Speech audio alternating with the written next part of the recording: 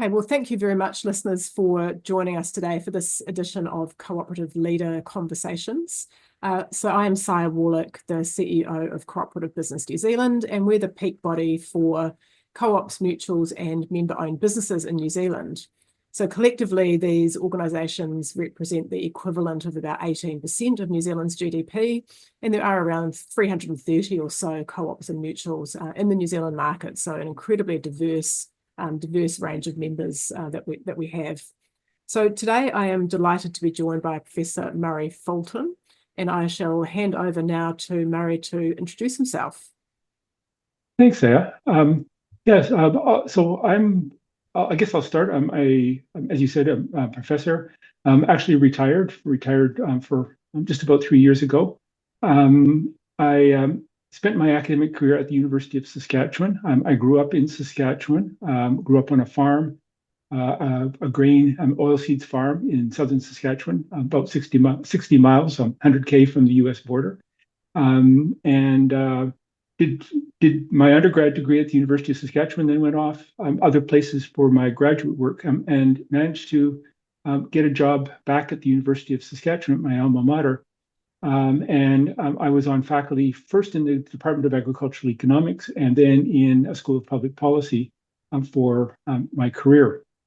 During my career, I spent a fair bit of it looking at cooperatives of all stripes, but particularly agricultural co-ops. And we in Saskatchewan have had a long history of cooperative involvement.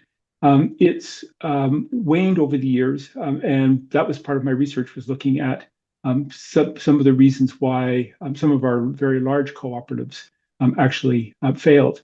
But we've also had some ones that have been very successful. We have a retail co-op that's very successful, and our credit union system is very strong. Fantastic. So that leads me into, I guess, one of the really intriguing topics for today. So you talked about, some of the failure points and the dwindling interest, maybe, or number of cooperatives that you were researching.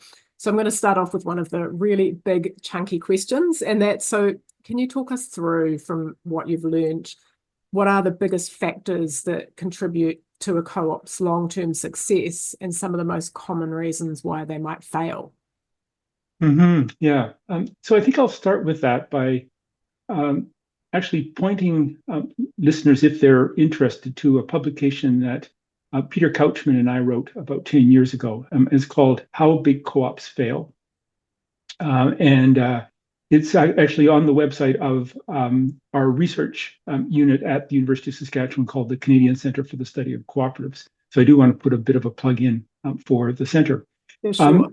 In that little piece that we wrote, and it's really quite easy to read. It's very short. We say that we have 5 steps that we see co-ops going through before they fail.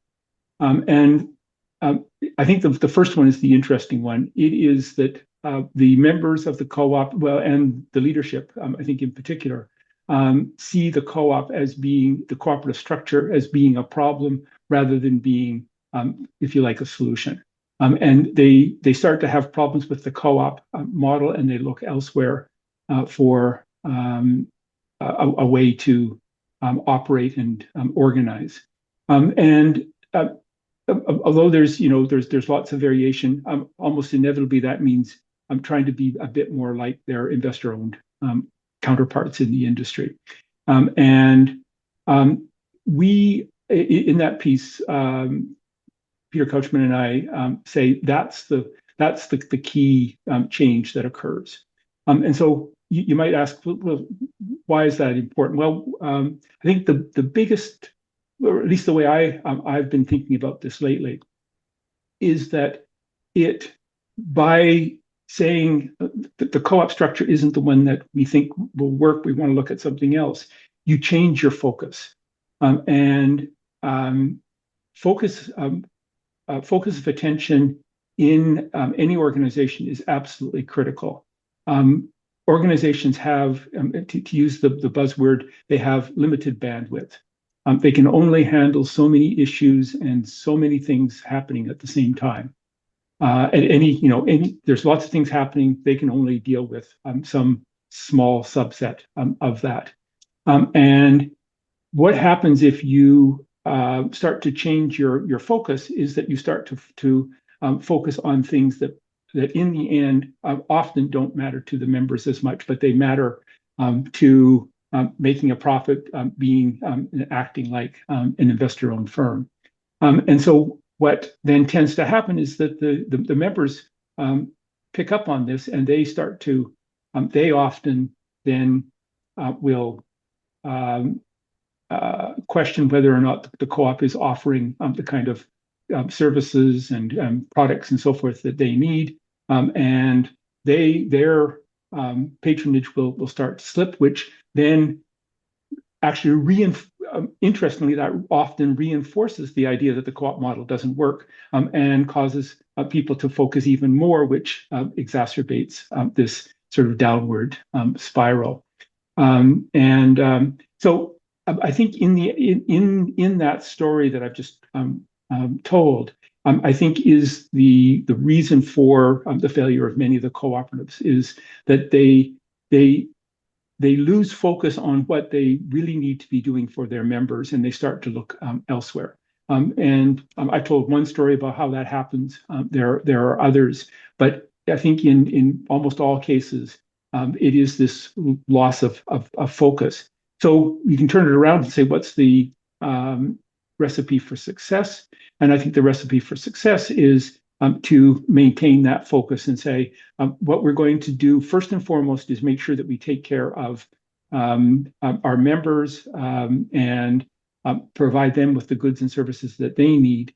And if we have some time and energy and insights left over, we'll maybe think about other things, but recognizing that whenever you take something on, that new venture tends to really occupy your time, and you will inevitably spend less time looking at something else.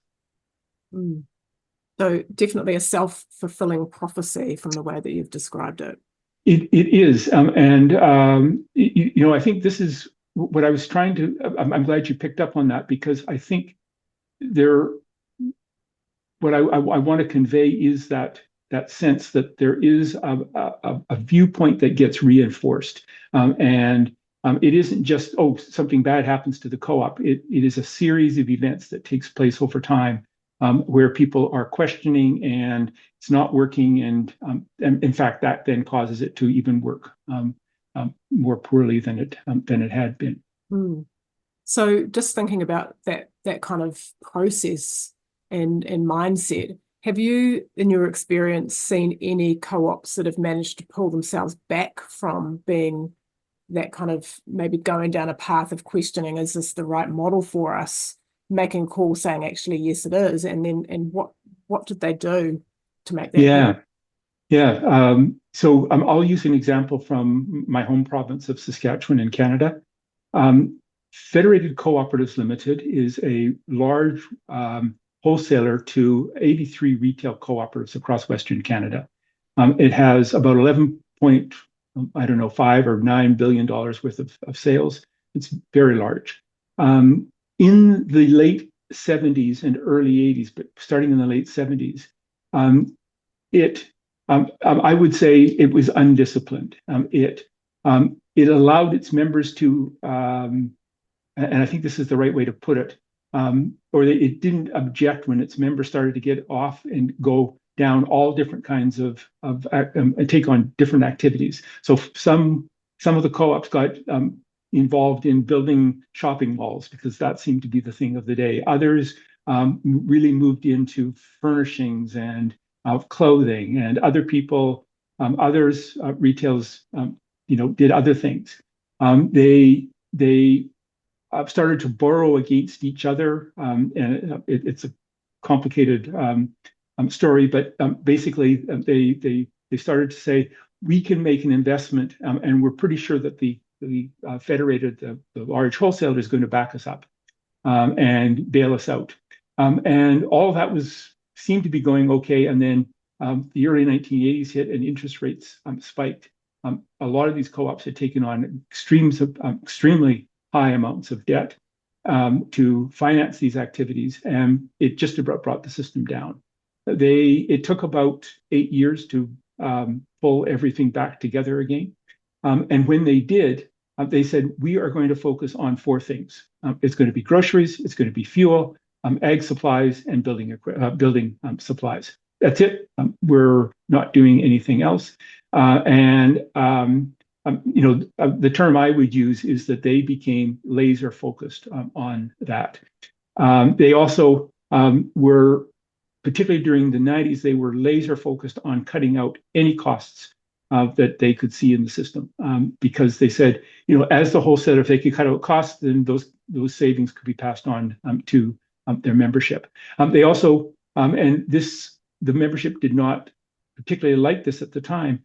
They started to exert a bit more control over the activities that the membership could become involved in. But one of the important ones is that they actually moved to institute a common marketing brand, look, logo across the entire system. All at that point, it was over 300 retail co-ops across the prairies in BC, and they started to say, we have to actually have an image that people will say, when you go into a co-op, you're going to expect this kind of service. And then they monitored their establishments, their members, to make sure that that was actually happening, so that the co-op in say Tisdale, if they didn't want the co-op in Tisdale to have dirty washrooms, and then that would reflect on people would say, well, all co-ops have dirty washrooms, and so they really worked very, very hard to deal with that.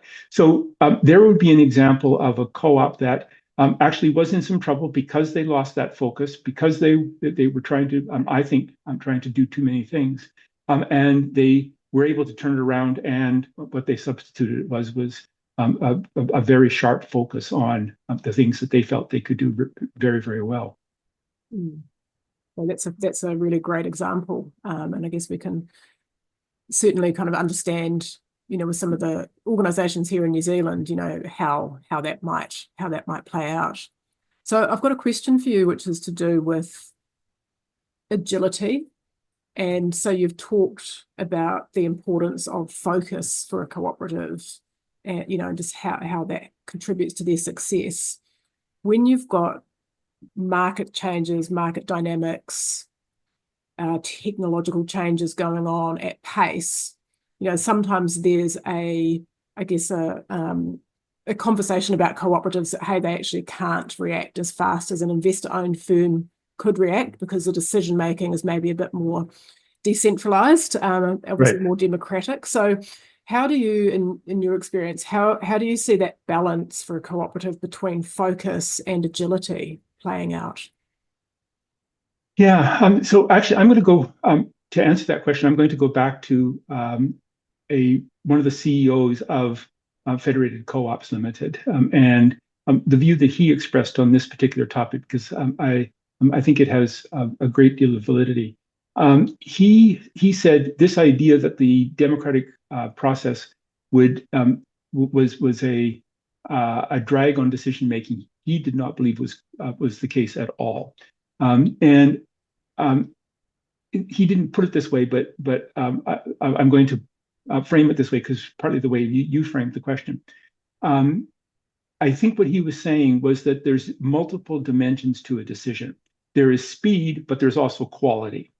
And very often there's a negative relationship. So you make a decision more quickly, but it may end up being a poor quality decision. And when he sort of took apart his reasoning for why that democratic decision-making process wasn't a drag, he said, really, I think he was focusing on 2 things. One is that he felt they got better decisions, that they considered things that wouldn't have been considered if they'd made more decisions more quickly.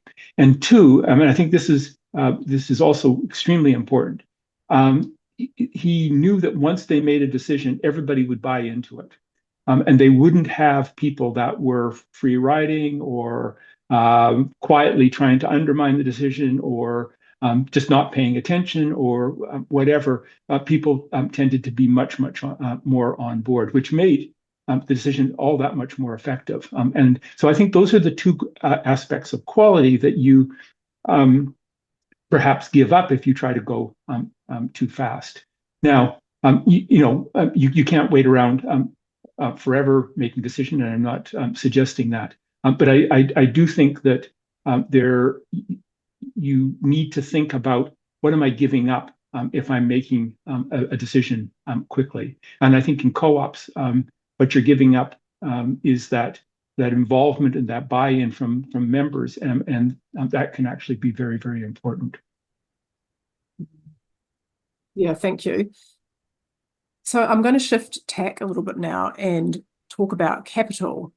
So obviously capital, the capital question comes up a lot as it relates to cooperatives, and you might say that investor-owned firms have easier access to capital or different types of capital, which can allow them to maybe invest differently or expand differently or scale differently.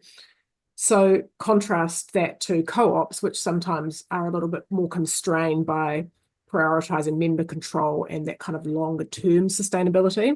So how can co-ops compete effectively when they need to make these major capital investments? It might be, adopting new technology or something like that, or putting in new plant and equipment. So how can they actually do that when they are constrained in the way that they can raise capital? Mm-hmm. I think this is one of the things that is common to co-ops around the world is this shortage of capital to do the things that's kind of on your wish list. I guess let me just say at the beginning, there is no magic solution to the capital problem.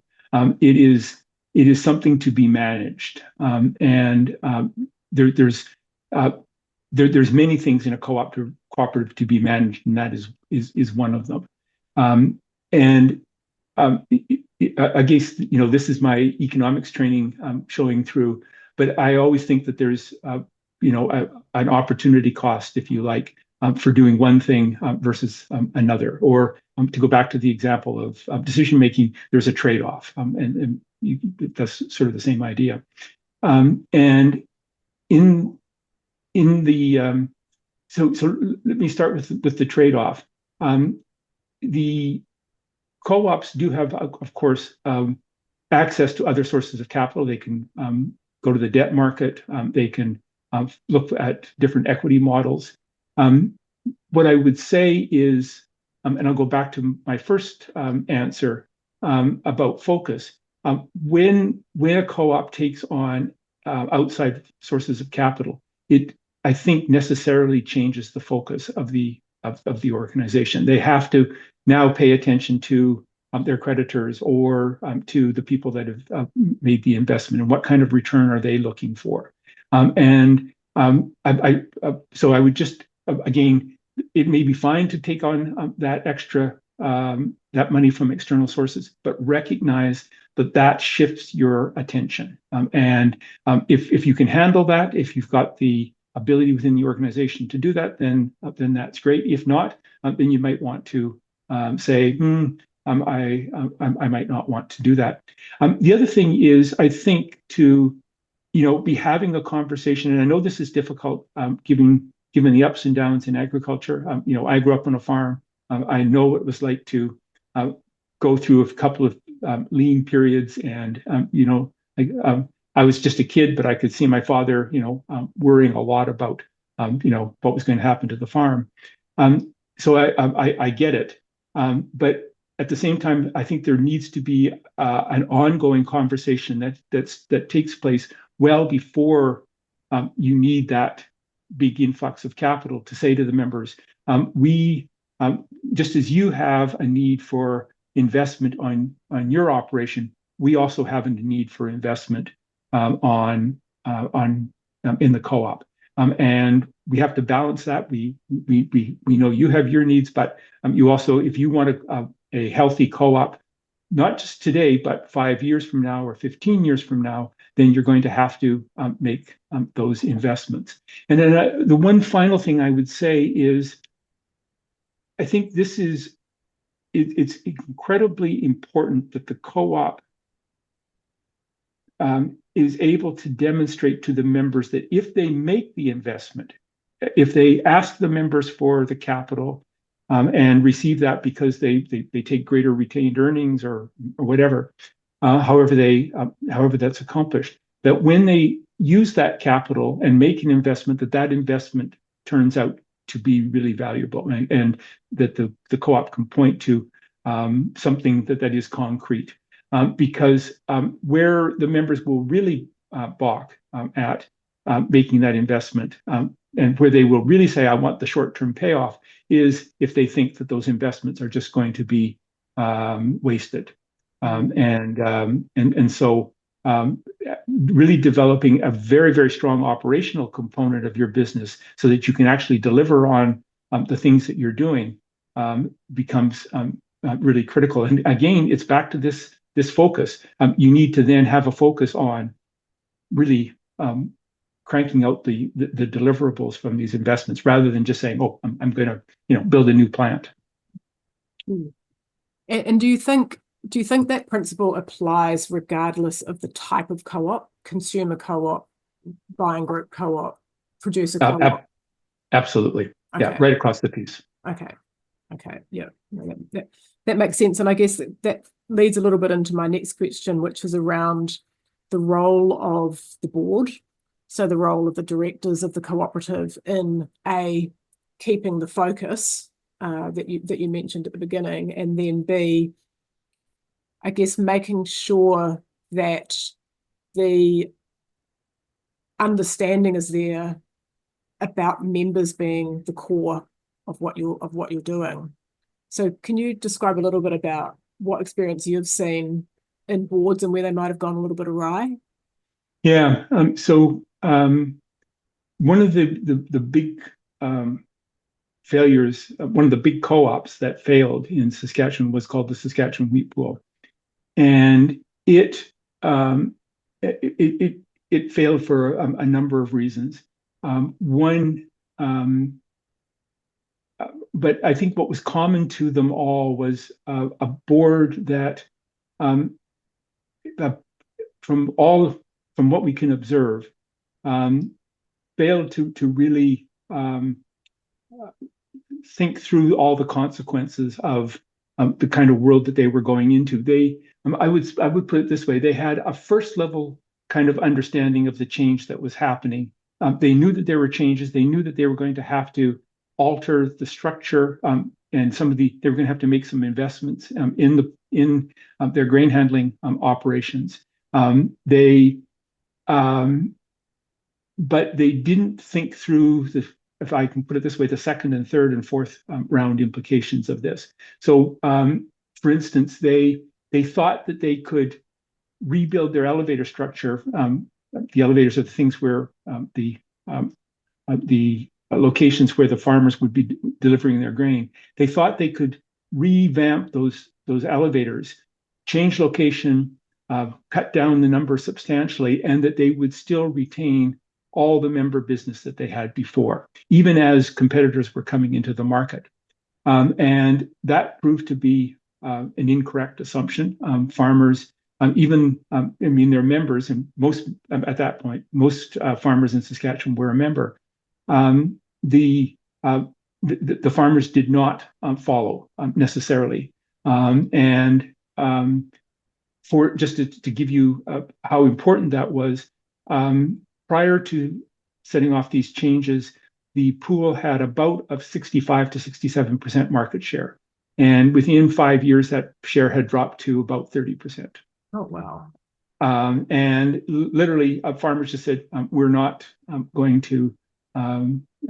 We've got other options. They're better. We think they're better.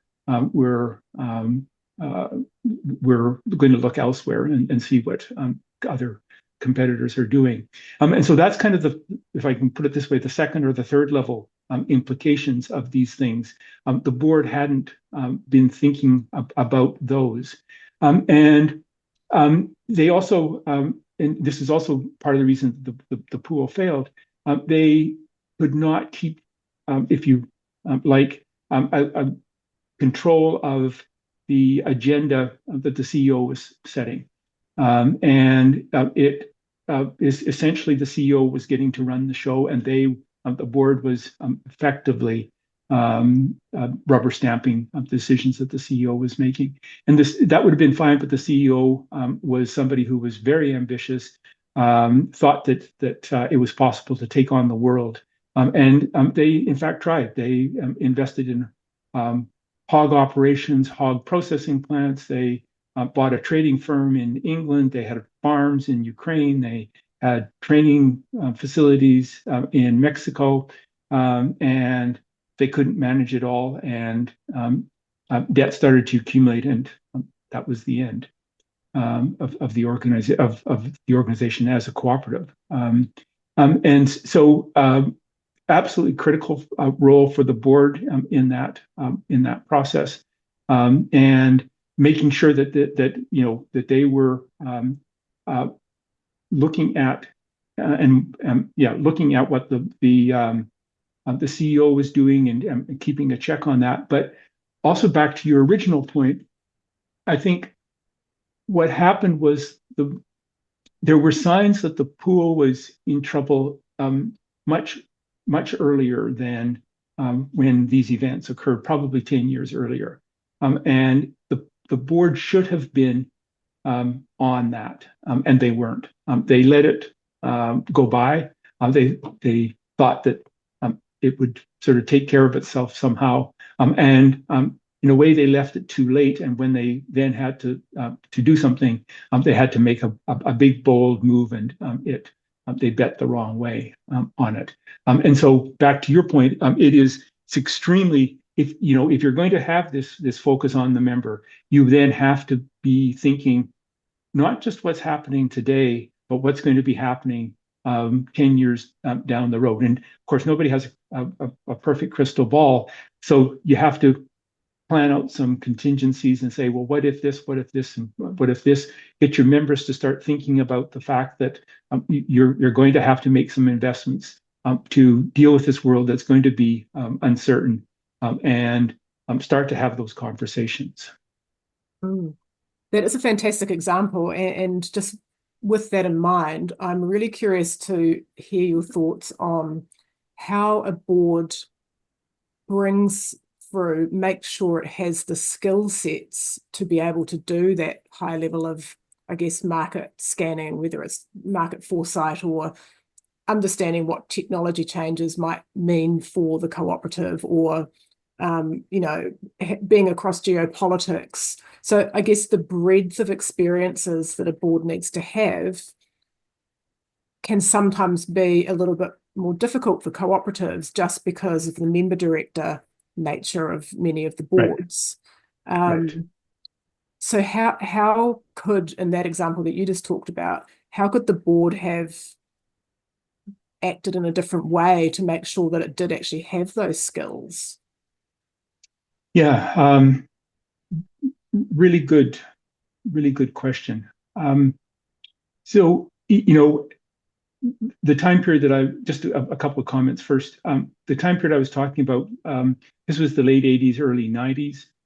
This idea of having external members on your board was not something that was widely discussed at that point. It was still, you have your traditional board, they're all members. I think, the world has become much more complex since then. There's all the things that you were very nicely describing that are now you have to take into account. And I think you do need a different level of I don't know quite what the right word is, but knowledge base, breadth of experience and so forth on the board. And we've seen many co-ops implement something like that. I think the problem, and this has happened in a number of the cases that I can think of, the problem is bringing in board members that have experience in IT or trade or geopolitics or whatever, versus having people that actually understand the cooperative model and that need for that kind of focus that I was talking about earlier. And one of the problems that I've seen in some of the co-ops that have brought on external board members is that those people come on and they don't have that necessary understanding of the co-op model. And they start to feed in this idea that maybe the co-op model needs to be changed. It may be broken. And so what you need is somebody that has this extra experience, but is also firmly understands what's going on in a cooperative and what you need to do to manage that organization that's different from managing an investor-owned firm. And that's tricky to find. That's really, really tricky to find. Definitely. And I'm just thinking, you know, the opportunity for the cooperative sector, you know, there could definitely be an opportunity to, I guess, purposefully and intentionally educate future directors in a way that means that they're A, embedded in the cooperative, but B, understand different sectors so that their cooperative career as a director could span multiple sectors, which then again gives them a greater sense of perspective as they go on to new boards. Yes. So definitely an opportunity for a different type of cooperative director training, from what I can see. Yes, yes, that's actually a very good point. I like that. So just to wrap up, it's been a fascinating conversation. I've definitely learned a lot. Just want to see if you could share one word of wisdom or one theme of wisdom with New Zealand cooperatives to help them be successful for the next 50 years. What would that be?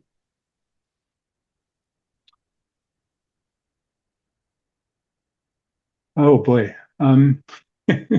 Sorry, hit you with a big one at the end. Yeah. You know, I think I'll go back to the point I was making earlier. I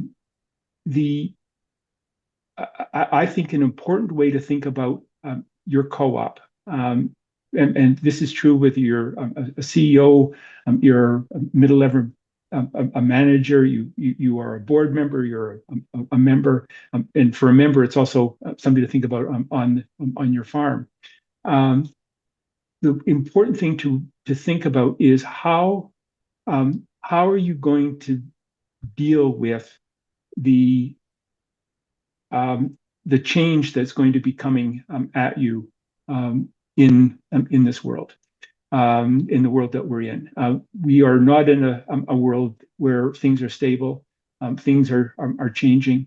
And one of the things we know about what's required to keep an organization stable and viable is that if there's a shock out there in the system, in the environment that you're operating in, that you have to have a response to that shock, and every shock needs to have its response.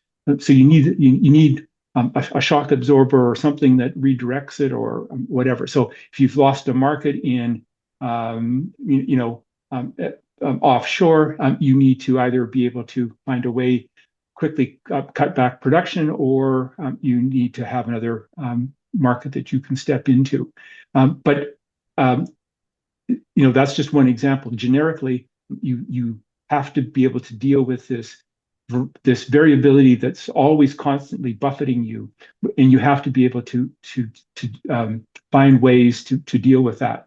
And that requires, as I said earlier, that requires focus. That requires saying, what are the things that we think are out there that are going to really potentially affect us? And let's pay attention to those. And let's always remember, and this is back to my kind of opportunity cost, let's always remember that if we start to take on things that start to dilute our attention or divert our attention, that it's going to have consequences on the way the co-op operates and the way that our members think about us. And so two things, then I'm going to go with two things: attention and this idea that there's always an opportunity cost. Amazing. Fantastic. Thank you so much, Professor Murray Fulton, for sharing all of your expertise, all of your knowledge with cooperatives here in New Zealand. We really, really appreciate your time. So on behalf of all of us, thank you so much. You're very welcome. Thank you.